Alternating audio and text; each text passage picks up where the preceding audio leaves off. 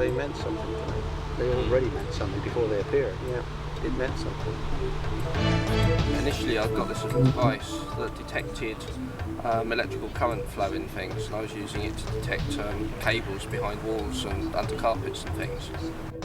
I have two worlds, if you like. I have my crop circle world and I have my orthodox world, and sometimes they are on a collision course. For one reason or another, this little patch of the world has had many crop formations. I've no idea who made this. Doesn't mean to say that it was made by humans, but I simply don't know. What we now have is a large hoaxing problem that is put on one side. I know nearly everything that is out there. How it appeared, who or what may have made it, including the ones that nobody knows, but how do you know that? How do we know? We know from the work of subtle energy science that human mind can affect physical reality, and it's called the conditioned space.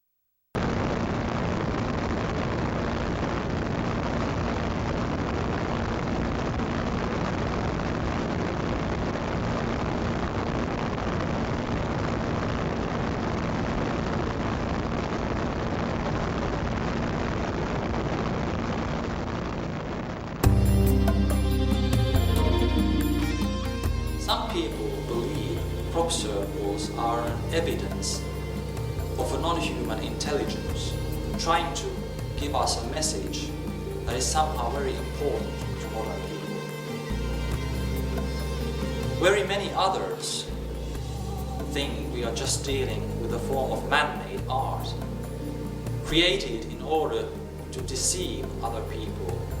It is typical that crop circles among crop circle researchers and enthusiasts are divided strictly into two groups, the hoaxes and the genuine ones.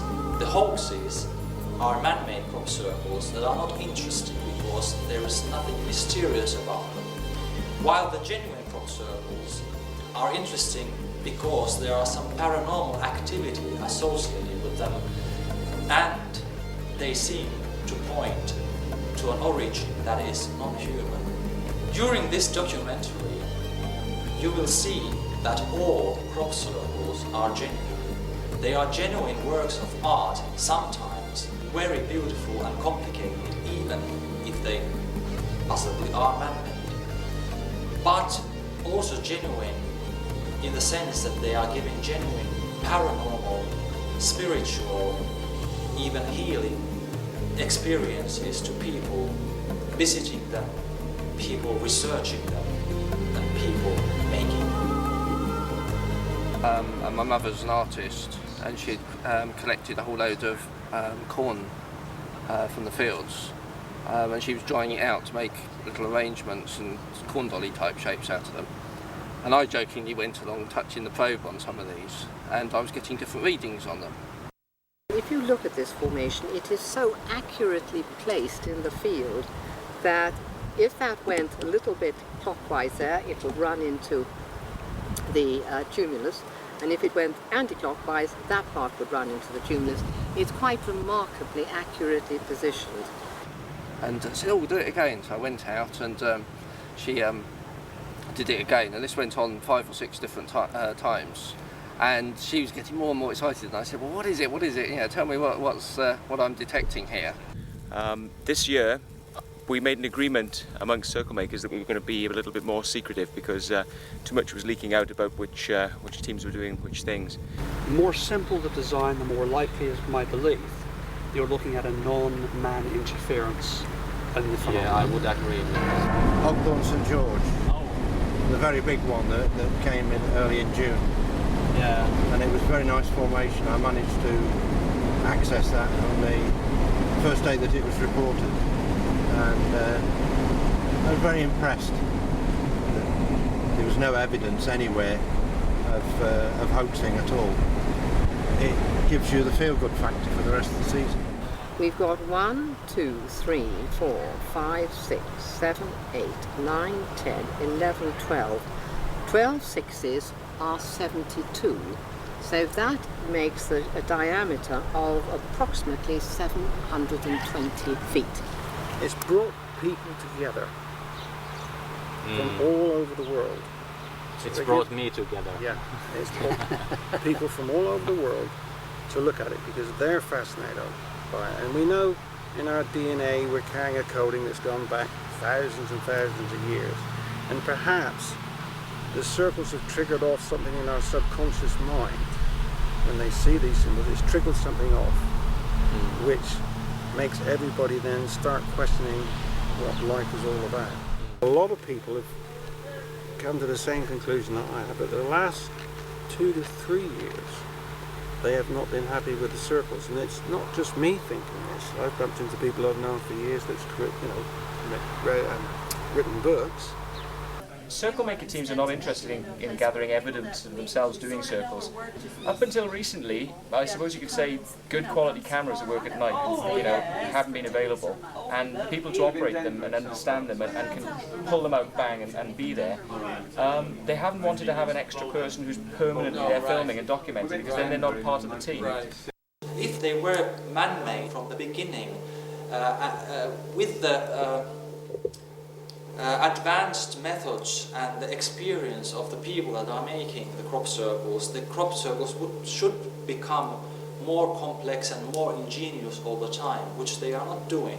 It takes a few years for some teams to get to do enough formations and then get the experience, little things, and it's, I mean, a team could then go out with a really experienced team and they'll go, no, don't do it like that, this, change, throw those tools away, use this. Hold that rope tighter, do this, blah blah blah, and then suddenly you've got a really good team. We kind of like going, could this be a genuine formation? And then the team comes out and we kind of realise who they are, and it's like bang, bang, bang, high standard, come out of nowhere.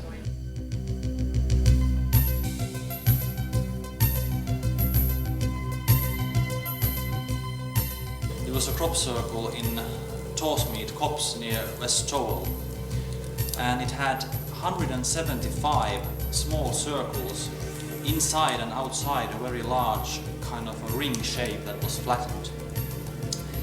The ring shape by itself would have been very hard work to do, but it was especially these little circles that impressed me, because each of them that I examined had a different kind of swirl, how the crop was swirled and bent against the ground. And there were this kind of strange nests and baskets and different kind of spirals and the way the stems radiated out of the center was very unique in each of the small circles. In the main part, in the large ring, the crop was not laid flat against the ground, but instead it was very airy. And I was among the first people to enter this formation in the morning, and when we stepped on the soft crop, we left footprints when the crop was pressed against the ground. And this crop circle was definitely formed overnight, because it was in a location that was clearly visible from the nearby hills, and there were people there on the previous day and evening. And also, it was noticed the first thing at dawn. And being female, which is yin, I need a yang point so to balance me up and vice versa. And I was dicing and I found this yang spot, and I sat myself down and I felt absolutely wonderful.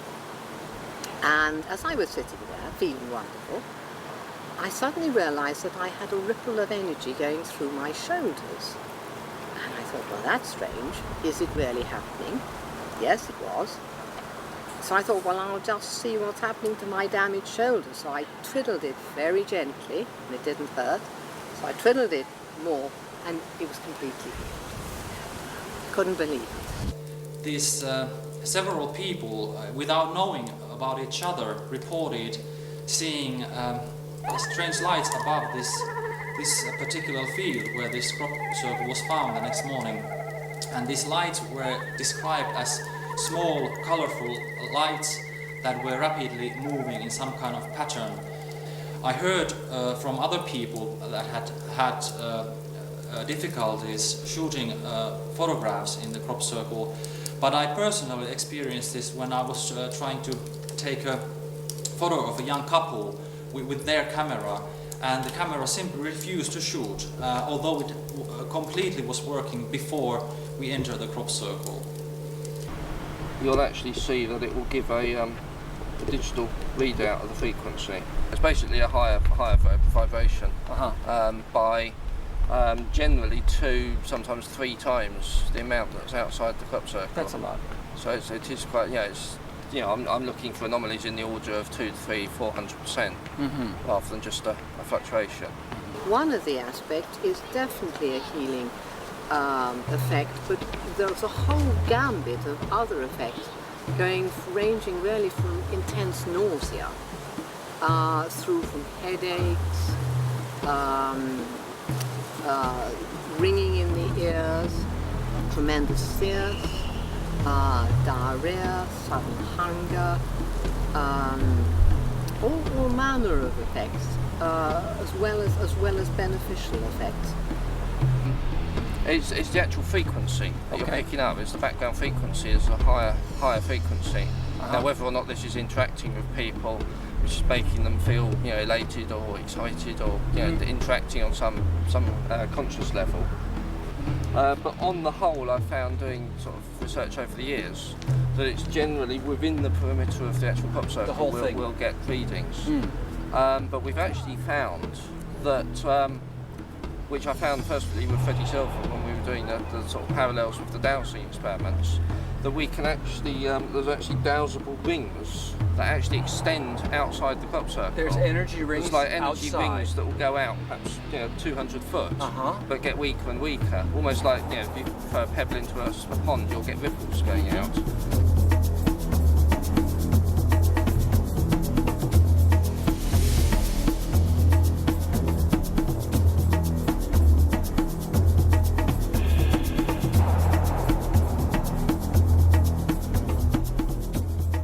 And it was this man who looked down from his aircraft and saw the size of Stonehenge and the surrounding ring, the earthwork around it, and thought that what he was looking at equated to the dimensions of the circles we were seeing, remembering they were relatively simple.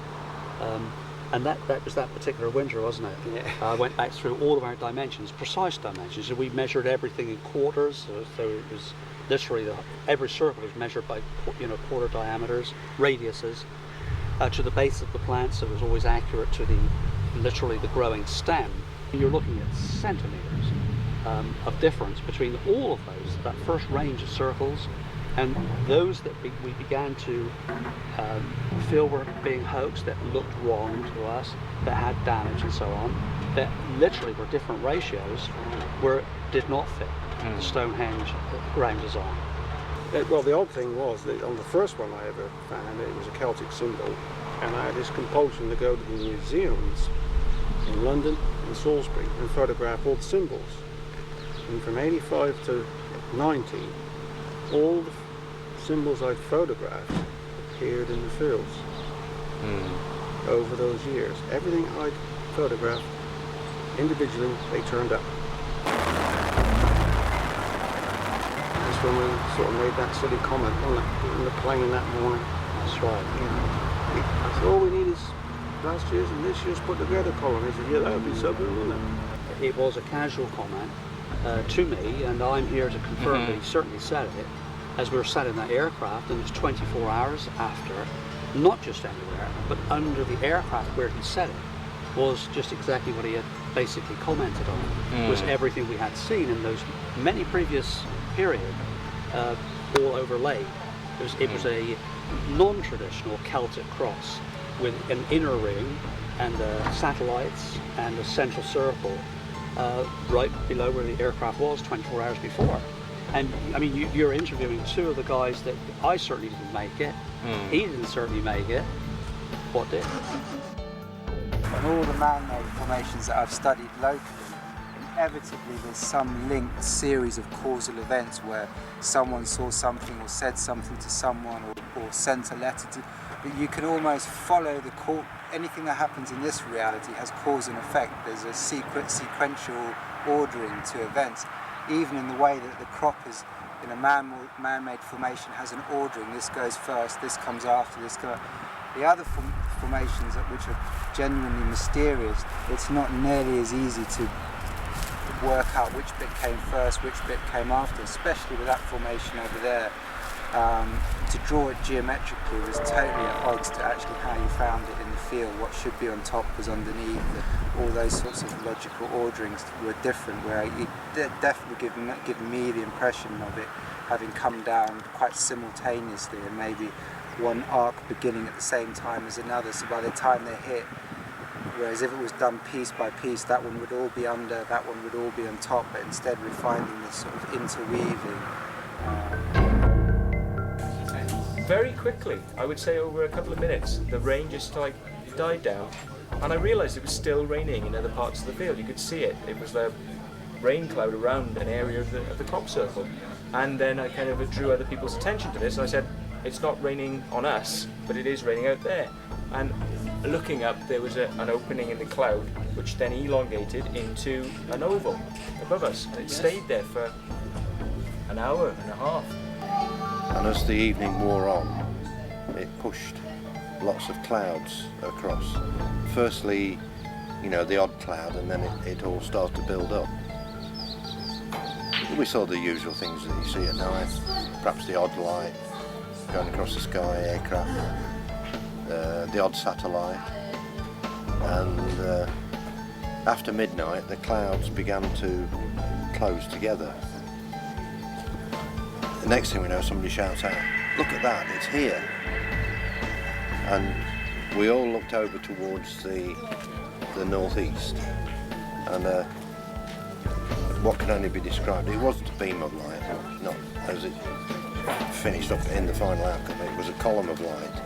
It came through the clouds, but when it passed through the clouds, it illuminated a ring in the clouds. I suppose the whole thing lasted only for between 10 and 15 seconds. But this beam of light, or column of light I should say, sort of collapsed on itself. It didn't switch off. It remained as a column of light as it sort of came down to wherever it came down to. The only crop circle that arrived that morning, or was reported that morning, was about half a mile behind the pub at the bottom of Hackpen Hill. But I had a chance to talk to the farmer, and he said they had a commotion in the farmyard from the animals, or some of the animals, at around about 3:30, 4 o'clock in the morning.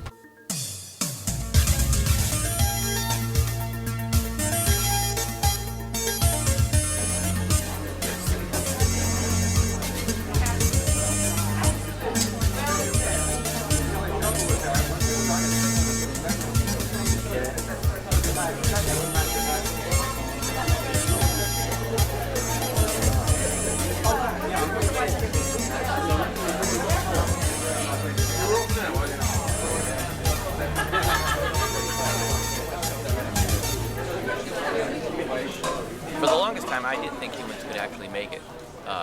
I thought it was impossible to do because of the darkness. I'd spent time out at night in crop circles. I didn't think humans could make it. I'd always heard reports about this, but no one had ever been caught, and it looked to me like it was impossible. But eventually, we encountered some human circle makers, and they offered to show us demonstrations in the daytime and eventually at night. Right, well, I first came down to Wiltshire in about 91, 92. I think it was 92 I started making small circles, just little things, a couple of feet wide. They found the book, and throughout the summer, they created every single pattern on this page.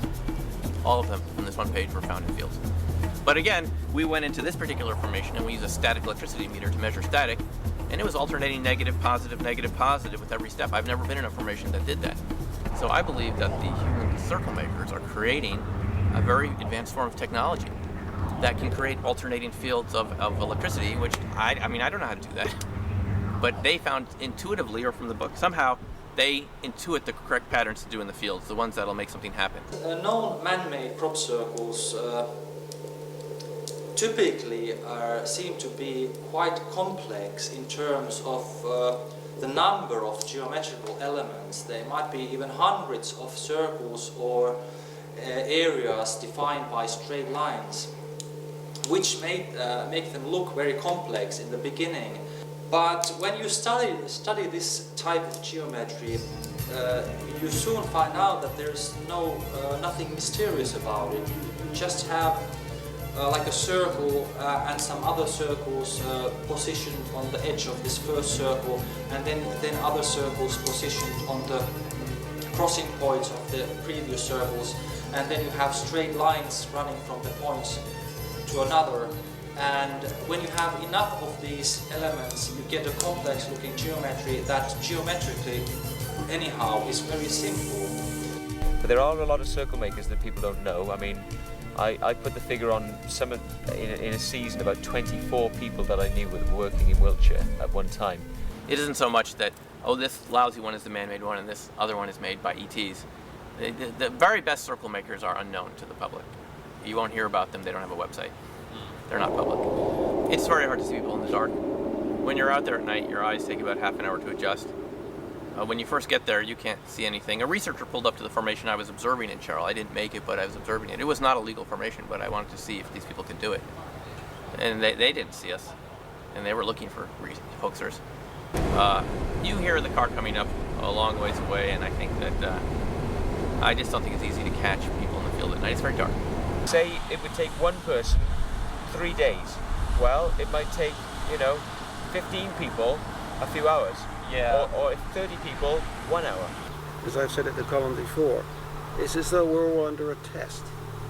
We're being tested to see how far we're going to go before we suddenly think, well, hang on a minute. Why are we doing this to each other? Why don't we just sit down and sort our differences out in any which way you can think? Get the minds working all together and then go forward. In the early days, we weren't trying to deceive researchers. We were simply asking questions for ourselves, and we were trying to observe the reactions of researchers. Really, if we'd been kind of deceiving the researchers, we would have been kind of coming forward and saying that we were making the circles, and we couldn't do that because it was illegal. So, we couldn't come forward and say, ha, we know this is man-made. We felt very safe because we were well known as the circle hoaxbusters, and we didn't have a problem with this because we thought, well, as an experiment, nobody would think that it was us. Most of the people, the croppies, the researchers, more or less hate you for what you do, or maybe they think you don't do it and you are just a liar. Well, it makes your life a bit miserable here, doesn't it? Well, it did. When we were exposed for making circles in our local group of friends, we were trying to tell people, why we'd done it, and some people came on board, and it spawned a number of different teams that kind of carried on the same principles to which we started out doing the circles. That we do this oration, and we look at it as a spiritual endeavour, and we don't take it as being fooling people. We take it as being we're part of something magical that works for people, and we're getting guidance from somewhere. Paul, my friend who we were making the circle with, he said, if there's anyone there now, can we have a sign? And there was a flash in the sky. I said, well, that could just be coincidence, that could just be something else. And he said, well, let's just wait for a while then, let's not do anything. And he said, okay, so we were just silent for a couple of minutes. And I said, well, go on then, do it again. He said, well, if there's anybody up there, can we have a sign, please? And we had another flash in the sky. We did an experimental formation this year over at Yatesbury. I think unfortunately the farmer harvested it 3 days later. Well, we found bent nodes and nodes that were swollen and bent, and that was our formation that we made. It's the sun heating the plants. They're bent over in a different position, and there's something called heat shock proteins. They're very strong proteins that are designed to allow the plant to survive stress, and they will create deformities and all sorts of changes in the plants. We had heard for a long time that a litmus test of a so-called authentic formation was finding bloom on the plants. In fact, we just heard someone present that here at the conference a few minutes ago. But what we found was that the bloom grows back every night. It grows during the night, especially on damp nights, And in our own formation, when we had inspected by a very prominent researcher who was here, she went in with her inspection equipment and got down on the ground, and she said, I don't understand how you did this without disturbing the bloom. So we need to have a little more rigorous approach if we want to determine what are the signs of a real formation. To me, that is battery failure, camera failure, pulse play. Those I don't think any human can reproduce. Other people were telling us where the ley lines were. We weren't going out and dowsing these things, which some people have asked us, did we dowse where to put the circle? We never dowsed. We were kind of told there's a ley line that goes there, and we would kind of go, okay, and we would walk into a field, and people would say, that this is exactly the right place, that the centre is bang on a very important point, or was on top of an ancient land feature, or something like this, or ancient ruins underneath. And we'd find that we'd see people actually meditating in the middle of the circle, but we could actually get them meditating on other parts of the circle by changing the design, that we could create new focal points. Yes. And it was done by total beginners. They had never done this before in their life, and yet within 10 minutes they were expert stompers. I think the inside looks really good. Has a swept feeling. Now they're children, so they're not going to push it down as hard as an adult, but it left it standing a little bit, kind of left it a kind of a textured feeling within the wheat, very beautiful looking. And that was done by kids. If this is living crop, by the time of lunchtime, it's strong. Yeah, it's standing up. It's strong, and it wants to go back to the light.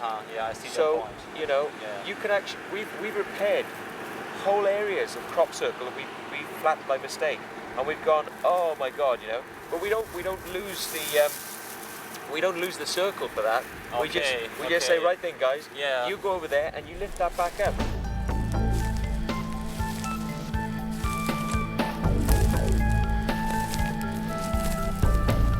In 2000, there was this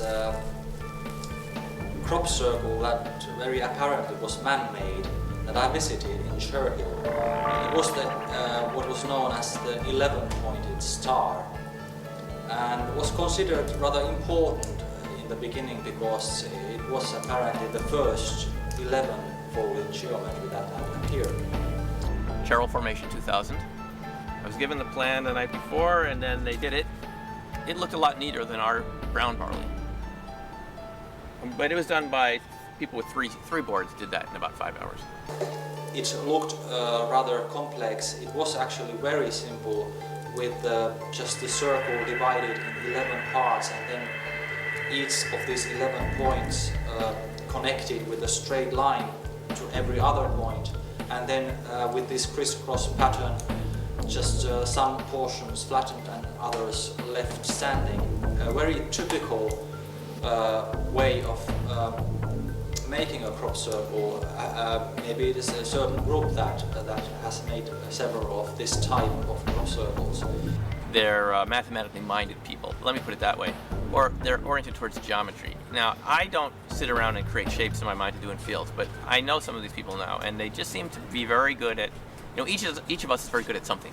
These people somehow inherited or developed the ability to be able to imagine patterns in fields, from a paper to a large size. And they're very good at figuring out how to do it. And that's the one thing I found in common. They can visualize in their mind a pattern. They can sketch it on a page or use AutoCAD on a computer. And then they can imagine a technique for creating that in a field without leaving too many lines. But what was extraordinary was that there was an exceptional energy anomaly in the crop circle that was measured by some people with technical devices. I had these dowsing rods, which I sometimes use in a crop circle out of curiosity, although I don't necessarily understand how they work. And soon after they started turning, I started feeling this tingling sensation in my hand, like little needles pinching it from below. And so I thought, wow, I'm feeling it with my bare hand, so I don't need the dowsing rod. So I put the dowsing rods away and started feeling with my hands. And when it reached my elbow, and it was an intense pain in the elbow, and I thought that it is going to continue through my arm and reach my chest and my neck and head. So I thought this is the time I have to escape and go out of the crop circle, which I did. Now some crops of wheat are very easy to work with and they have that smooth textured feeling. I think it's mainly due to two factors basically. The skill of the circle making people involved and the quality of the crop. And you're going to have a lot of variation. If you get beginners in, tough crop, it's not going to look that great. But what causes the damage is people walking in the crop later. Walking, and it pushes the seed in and makes it unharvestable. Matthew Williams was caught and he was fined, I believe, 150 pounds or so. It's what we would call a petty offense. So it is a minor criminal activity, and I think it's better to pay the farmer and to get permission first. The circle makers feel that the farmers are not always willing to let them make circles, and they've tried to pay them, and sometimes they just feel it's easier just to go in and choose their own field. There were stories that it used to cost thousands of pounds for some of these circles, and farmers would go on television saying things like, oh, this is thousands of pounds worth of damage, and we don't know what we're going to do, and it was very sensationalised, that this was a terrible thing. And I've come to learn now that a lot of the circles we've done, between 20, 30 pounds worth of crop, and some of the biggest circles we've done, probably about £100. After some years, it might be possible that also people could use crop circles in communicating with these beings. I think in the future we'll see these people as pioneers. Just like the Wright brothers were considered a hoax for a couple of years after they had flown by Scientific American magazine, the leading scientific magazine in the United States. This year, 2003, when I was gathering material for this documentary in Wiltshire, England, after I had been flying with the microlight and to shoot aerial footage of the crop circles, we were driving the car, coming back, going to my camping site from the airfield. I closed my eyes in the car and I had a vision that I was totally unprepared for. It didn't come out of a meditation or anything. I didn't see it clearly, but I clearly saw that this shape, the essential part of it was these very thin crescents like a new moon. And when I came to the camping site, I made a sketch of this shape on a paper. While I was doing the sketch, then I closed my eyes and kind of meditated to receive something else and to get it more precise, the shape. I didn't manage to do that, but instead another shape came to me, and which was kind of a classical shape with three circles connected with straight lines, which has actually appeared as a crop circle. When we were driving with Matthew, he showed me, without me asking it, a diagram of a crop circle he just made for BBC channel. And funny enough, this design had as its one of its main elements these thin crescent shapes. And I noticed that Matthew had on his t-shirt the CeReal logo, which is the three circles connected with the lines. I don't think that I'm anything special, I'm just a normal person. I've got no real abilities to conjure up things and cause magic. I don't believe I can do that. All the people we work with, they say the same thing. We can't do these strange things. And sometimes, we've been in a rush and we've had to do bits. And we've looked at the formation in the morning and we've gone, wow, how did we do that? Because this was rough, we did this rough. But now it appears very smooth. Exactly. And kind of like we said, well, maybe something's come along afterwards and done this, maybe something's cleaned it up.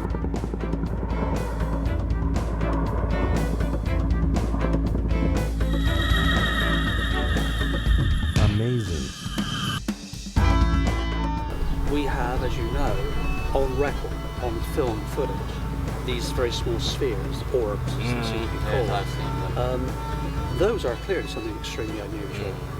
Inside or outside of the crop circle mystery, those orbs, those Avebury lights, exist just up the road here. This is where most of them are filmed. So what are they? Well, you can ask on the record or off the record people that are involved in intelligence gathering in this country and abroad, and they will tell you that they have absolutely no idea what they are, but they're seen picked up on their satellites. They are seen in space. These small things, they tend to come in and out of larger objects that come into our atmosphere. And I think then you know when you look at that, and if you accept that as a fact, then it does raise a flag which says, well, if it's not human, then is it extraterrestrial?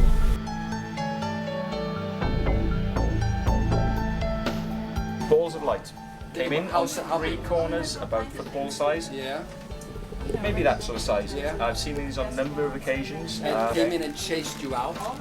Effectively, 3 lights came on 3 corners of the field. Yes. We immediately thought it was farmers. Yes. Our reaction was to immediately bunch together, Yeah. you know, low down. When I have been researching also parapsychology, I have realized that many psychic people who see not only aliens but also beings of spiritual world, sometimes they see those spirits as light balls, not only outside but also in the rooms.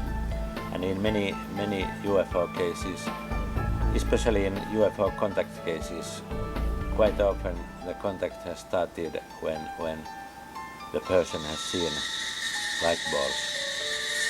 Now we're all talking about the strange things that happened. It was a very, similar to what it was early this morning, very overcast day. And we're talking in the kitchen. And then all of a sudden, out of nowhere, this brilliant light emanated in the room like somebody had a flash gun. Within the room. And now we're all looking at one another. Who's got a flash gun? And everybody's got the same expression on the face. What was that? Yeah. People outside, I immediately went outside and said, did you see a flash? And they said, no, we never saw anything.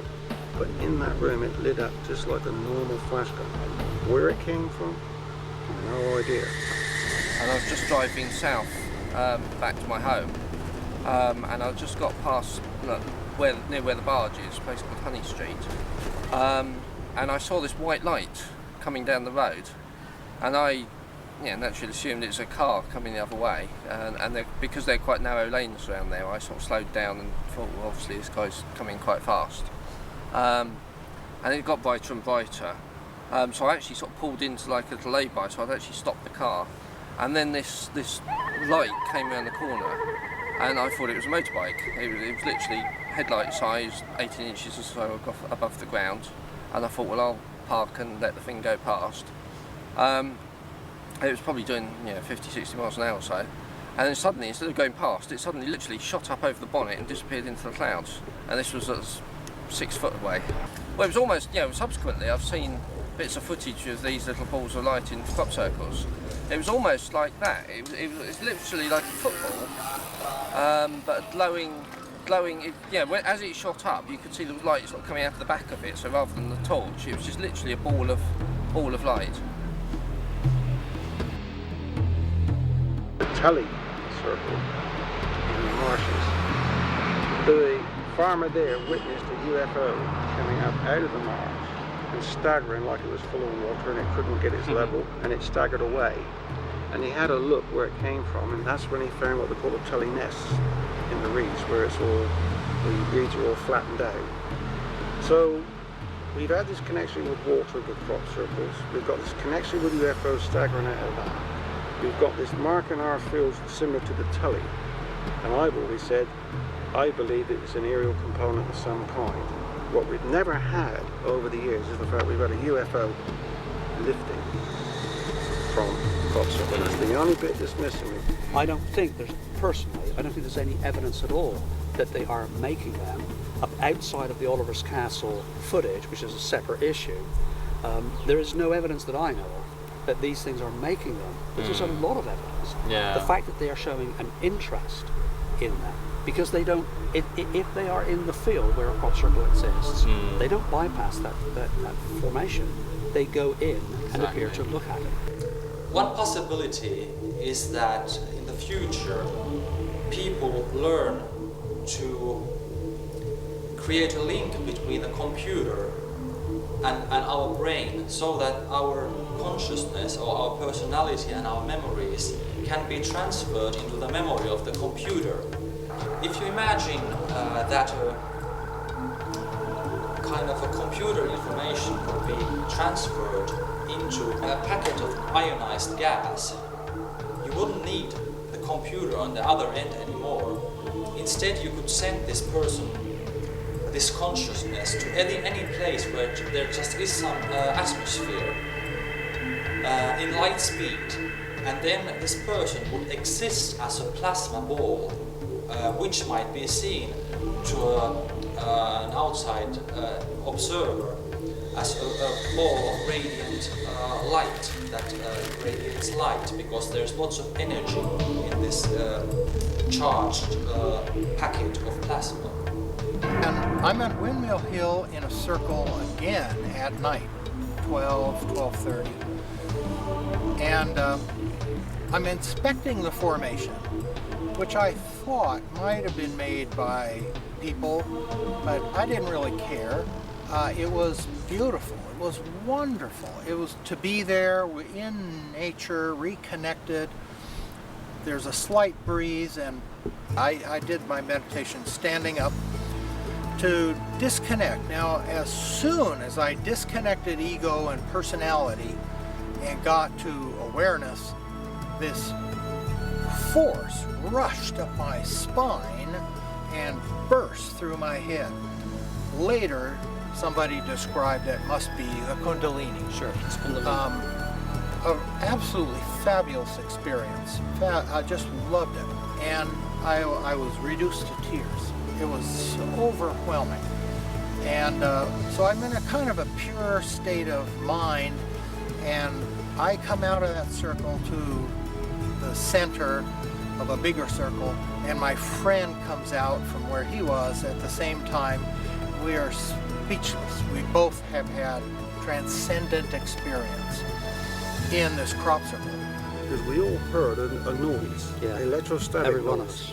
Every one And, of us. and we're all saying, what's that? And I had my camera on a pole with my back to the sun. And right dead center of the circle, we got this like miniature disc, about 9 inches by 3. Just off the center, isn't it? And it's just sitting there, but we didn't see anything. No, we didn't. And you were looking at it. You remember that? Yeah, and the camera picked it up. Yeah. We're standing there, not talking, maybe this far apart, looking down toward Avebury, and this light appears. Big light, very intense. It cast shadows. I noticed the shadows, but it didn't hurt my eyes. If somebody make a photonic flash, you know, it would hurt your eyes. But this didn't hurt my eyes. It went right into me like a blessing. And the voice in my head, same in my friend's head, said, "Howdy, boys. Glad you're here." It's cowboy language. Yeah, we're both from the Midwest. Okay. I had something out of the ordinary in the video material that I wasn't expecting. Several times there seems to be a glowing sphere of a sort that flies through the field of vision of the camera very slowly at a steady speed. I simply cannot tell what it is, and I leave it to you to decide. Maybe somebody recognizes it as some kind of a technical artifact of that is produced by a reflection of the sunlight, maybe from the wing of the airplane or something like that.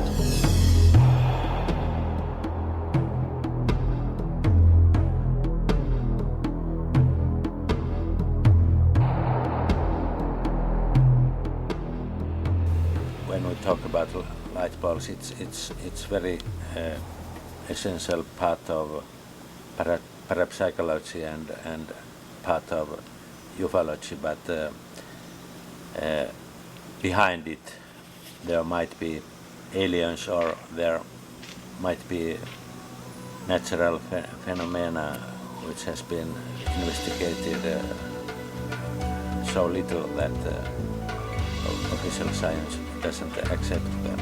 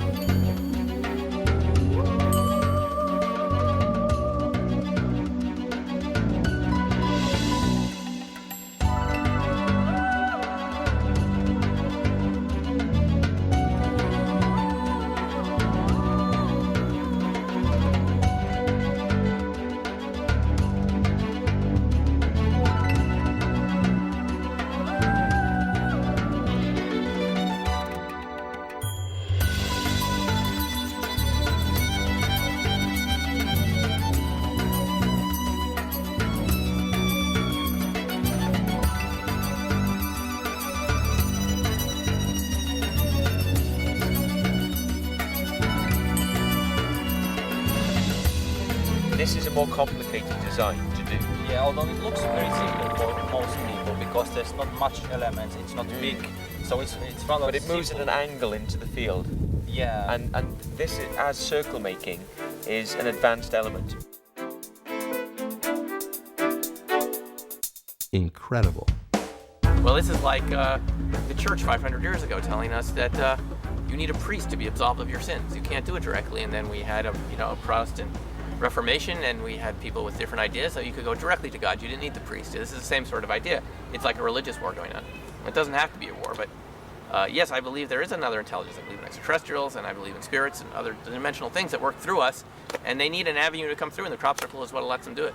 And perhaps even if the crop circle was made by people, the people may have been used as a tool by the higher forces to create this certain kind of pattern in order to have a certain effect to some other people, even if the people who made the crop circle didn't know why they were inspired to make this particular shape. She spontaneously saw this shape appear in her mind, and then a couple weeks later it appeared in the field. And she is not a circle maker, but somehow they had the same thing she thought. And to me that suggests that there's a larger intelligence at work that we need to investigate, a higher intelligence that everyone's connected to. And that's why even the man-made circles are mysterious. It doesn't explain how all that telepathy is possible. And the fact that people involved, to me, makes it much more interesting because I'm a remote viewing instructor. I deal with telepathy every day when I teach people. And now I see evidence of it happening in crop circles. We went into the field and we made a formation in front of these people. And we could see them all night long. And this was great, and we left the formation, we were like, wow, we managed to do this in front of them. But I wanted to know what they saw. Did they see us? And I was like, what is it? Was it people, or was it what would happen? And they reported a fog bank coming down over the field, just in that area, covering up the crop so they couldn't see. Now we couldn't see this, we could see them clearly. There was no fog bank came down over us. But they said this fog bank descended, and in the morning it raised up, and there was the formation. And again, all through history, symbolisms had an important influence on people, whether it's the occult or black magic or Christianity and the church and all these different symbolisms. And people see importance in the mandalas and the shapes, and they have that certain form will have an energy. What if you could take a tape or a recording of particular crop circle sounds, which is how my crop circle music came about, because I was synthesising crop circle shapes back into music to get some of the musical form back out of them. And I thought, well, we've got the shape of the crop circle, we've got the sound of the music or whatever, and I think they're all appearing at sacred spots, whether it's ley lines or whatever. And indeed, because these ley lines are very ancient, it could be that the ancients detected some form of energy and thought that they'd based their sacred sites around certain areas in the landscape.